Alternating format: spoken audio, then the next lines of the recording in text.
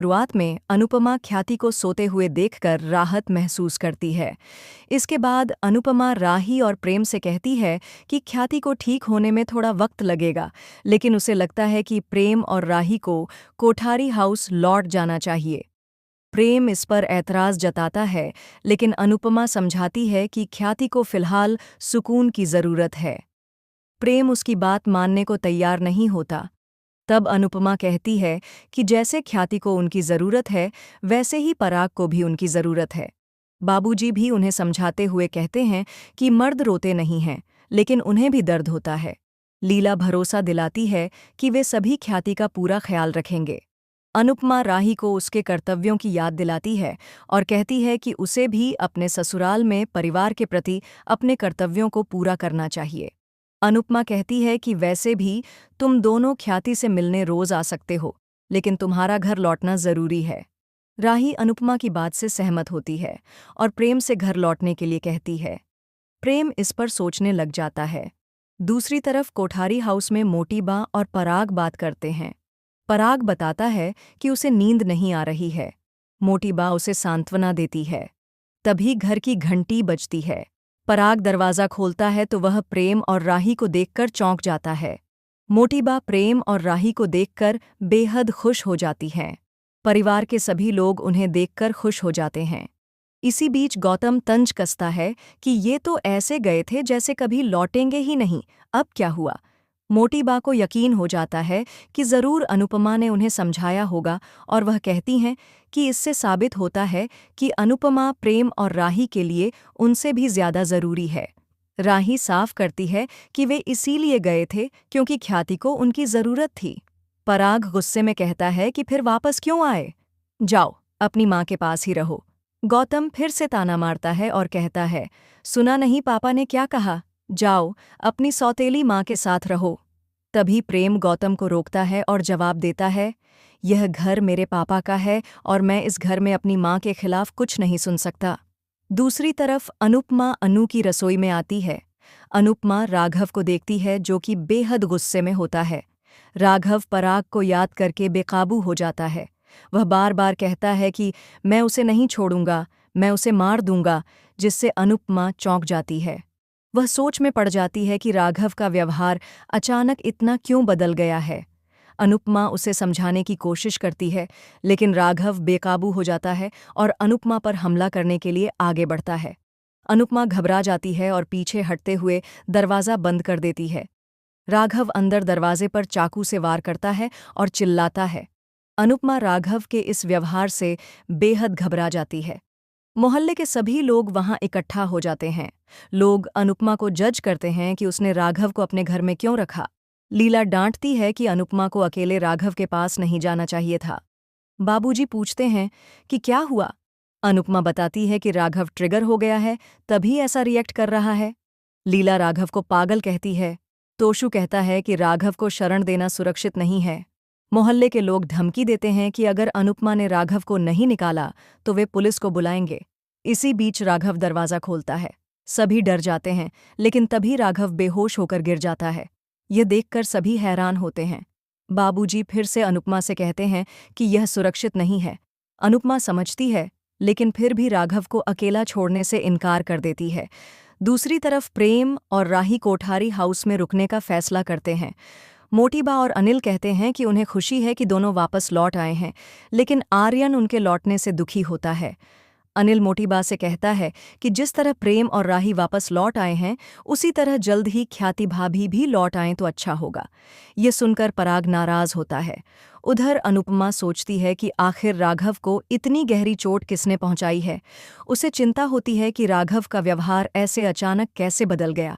वह सोचती है कि सभी ने उसे राघव के होश में आने तक वहीं रखने की इजाज़त दी है, उसके बाद वह क्या करेगी। दूसरी तरफ ख्याति ठंड से ठिठुर रही होती है। अनुपमा कमरे में आती है तो देखती है कि ख्याति बीमार है। वह ख्याति को संभालती है और उसे दवाई देती है। वह कहती है, आप इतना टेंशन क्यों ले रही हैं कि बुखार ही चढ़ जाए। ख्याति कहती है, ये मेरी सज़ा है, मुझे मेरी सज़ा भुगतने दीजिए। अनुपमा उसे दवाई लेने के लिए कहती है।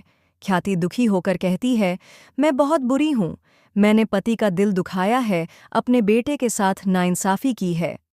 अनुपमा उसे समझाती है और दवाई देती है। ख्याति को पराग की चिंता होती है। अनुपमा कहती है कि उनका ध्यान रखने के लिए उनका परिवार उनके साथ है। अगर आप चाहें तो इसका संक्षिप्त या भावनात्मक सारांश भी बना सकती हूँ। वापस कोठारी हाउस चले गए हैं, यह जानकर ख्याति बेहद खुश होती है। अनुपमा विश्वास दिलाती है कि जल्द ही सब ठीक हो जाएगा और पराग का गुस्सा शांत होते ही वह भी उसे माफ कर देगा। यह सुनकर ख्याति अनुपमा को गले लगा लेती है।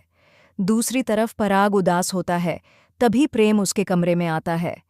प्रेम अपने बचपन की बात याद करता है, जिसमें वह पराग से कहता था कि जब उसे चिंता होती थी तब वह चिक्की खाता था। प्रेम पराग को भी चिक्की खिलाता है। दोनों बेहद खुश होते हैं। वर्तमान में प्रेम पराग को वही चिक्की देता है और भावुक होकर कहता है, यह खा लीजिए। प्रेम पराग को चिक्की खिलाता है और पूछता है, अब कैसा महसूस कर रहे हो? पराग कहता है कि अब वह बहुत अच्छा महसूस कर रहा है। इसके बाद प्रेम हाथ जोड़कर पराग से माफ़ी मांगता है और कहता है, मैंने इतनी गलतियां की हैं कि माफ़ी मांगते हुए भी शर्म आ रही है। पराग दुखी हो जाता है और प्रेम को गले लगा लेता है। दोनों भावुक हो जाते हैं। उन्हें एक साथ देखकर सभी बेहद खुश होते हैं। इसके बाद प्रेम कहता है, आपने मेरी 1000 गलतियों को माफ़ कर दिया, तो माँ की एक गलती को भी माफ़ कर दीजिए। लेकिन पराग ख्याति को माफ़ करने से साफ इनकार कर देता है। पराग कहता है, उसने मेरे साथ धोखा किया है और उसके लिए मैं उसे कभी माफ़ नहीं करूँगा। इसी बीच आर्यन वहाँ आता है और पराग को प्रेम की बात न मानने के लिए धन्यवाद कहता है। आर्यन ऐलान करता है कि अगर ख्याति वापस आई तो वह घर से चला जाएगा। पराग उसे भरोसा दिलाता है कि अब ख्याति इस घर में वापस नहीं आएगी।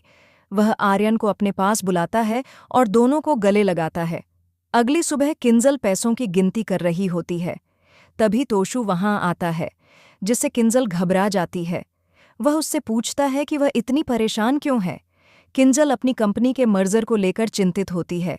तोशु परी की चिंता जताता है कि कनाडा जाने के बाद वे उसकी ज़रूरतों को कैसे पूरा करेंगे। किंजल भरोसा दिलाती है कि वे परी को कनाडा ज़रूर भेजेंगे और किसी भी तरह उसकी सभी ज़रूरतों को पूरा करेंगे। तोशु उसे चेतावनी देता है कि वह परी का सपना पूरा करने के लिए कोई गलत कदम न उठाए। यह सुनकर किंजल परेशान हो जाती है। दूसरी तरफ राही देखती है कि प्रेम अपनी क्रिकेट किट साफ कर रहा होता है। प्रेम बताता है कि बचपन में वह पराग के साथ क्रिकेट खेलता था।